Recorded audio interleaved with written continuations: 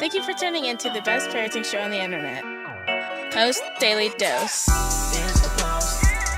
It's the Post. It's the Post. The Post Daily Dose. It's the Post. It's the Post. It's the Post. The Post Daily Dose. It's the Post. It's the Post. Hey, what's up, Facebook family? Welcome to another episode. Your trusted parenting advisor, faithful guide and servant on the healing journey. What's my name? Big Papa Brian+Post. Hope everyone's doing fantastic today. Does this time change have you feeling sleepy? Are you having a hard time adjusting? Don't want to get in bed in the mornings, get in the bed early, and it's getting a little chillier where you may be. I understand, and that's why I decided to wear this stupid ass little hat. Gotta turn this thing off. Oh my god, it's ridiculous. There we go. Alright, there we go. I don't know. Sometimes you never know about me. So anyway, hope you guys are doing fantastic. Before I get started, mention that Kelly Belt, one of my proteges and mentees and my known for a while now, is doing an 8-week online course. I think it's just a couple things she's going to be talking about over that 8-week period of time is your child's trauma, your child's stress and fear, discovering compassion for your child, increasing your child's confidence, and then she's going to do 4 weeks on understanding your own fear and history and beliefs, your own stress and fear, developing compassion for yourself, and increasing your own confidence. And I think it's just going to be a fantastic 8 weeks. So I actually put the link in the the description of tonight's episode. And for all of my adoptive moms that are interested, I really, really want to encourage you. You get $100 off, and I think it's going to be a great 8-week course. And so why am I so excited about this? Because I feel like anytime is promoting a love-based perspective on understanding their children that also comes from their own background and their own history and their own experience, because Kelly is an adoptive mom herself, transracial adoptive family, and just a lot of knowledge, a lot of insights, a lot of compassion. I think you can't go wrong with trying to get as much information, support, and education as you possibly can, especially if it's going to be over an 8-week period of time. So check it out. Just click on the link in the description. Again, don't forget, use OST and you'll save $100 off that registration. Okay, and also Kelly's showed up here. You can ask her questions. We've tried to get her connected, but it's been a difficult time. Mimi says, bring me. Sure will, Mimi. So anyway, tonight we want to talk about the sensitive mom and child attachment. And what made me think about that tonight was actually Kelly had me do a little interview for her group earlier today, talking about the sensitivity of the mom stress and how that influences.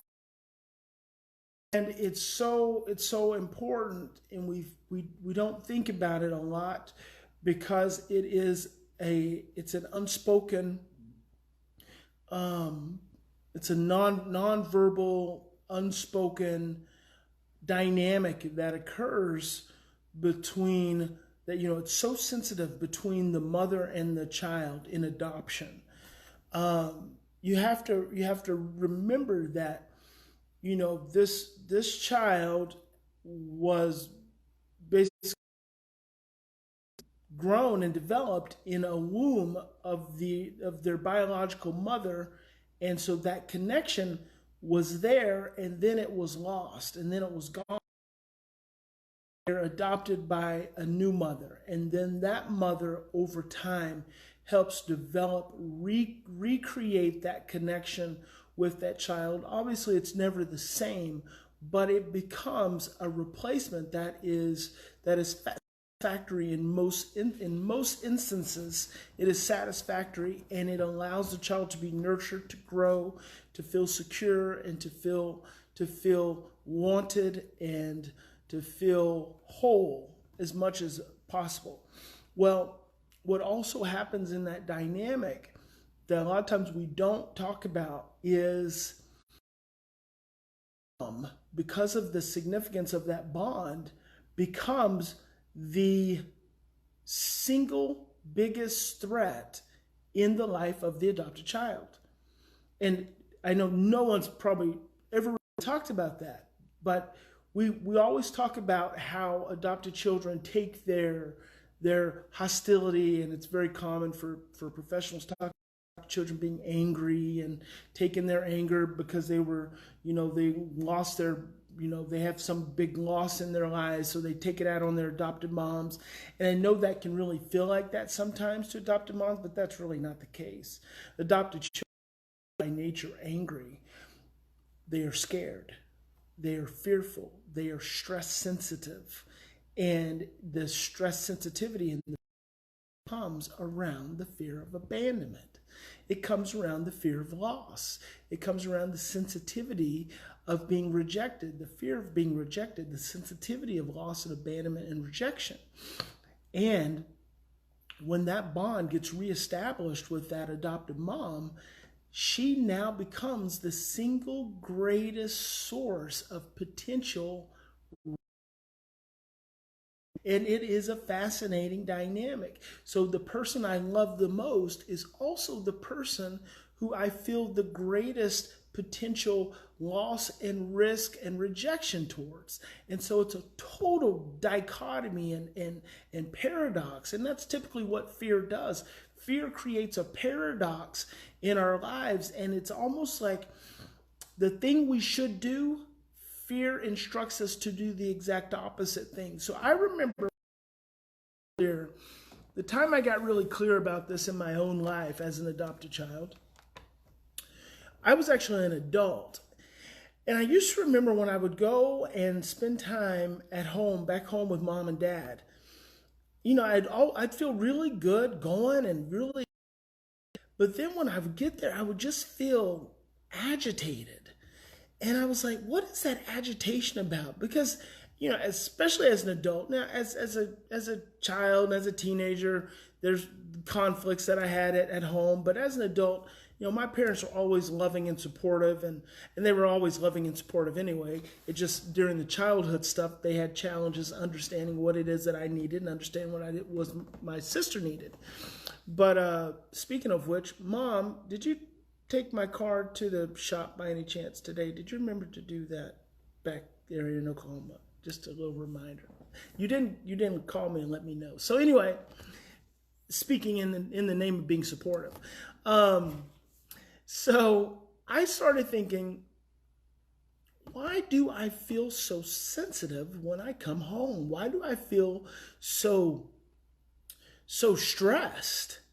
And as I delved into my process, my emotional process around my parents, specifically around my mother, not even so much around my father, which is interesting because as a teenager, I really started to feel more safety with my father, more emotional safety with my father, even though he was, emotionally, he was just kind of physically there, not really emotionally tuned in a lot. My mom was always the one who was more emotionally tuned in, as moms typically are. But then as an adult, I really started to realize, as I've started to feel less sensitive towards my mother, I started to realize it was still there. And I asked myself, what is this really about? And finally it struck me. My mom is the one person in my life, entire life, that could make me feel worse than anyone else. Make me feel completely abandoned, completely rejected, completely not good enough. So she holds all this power over my heart.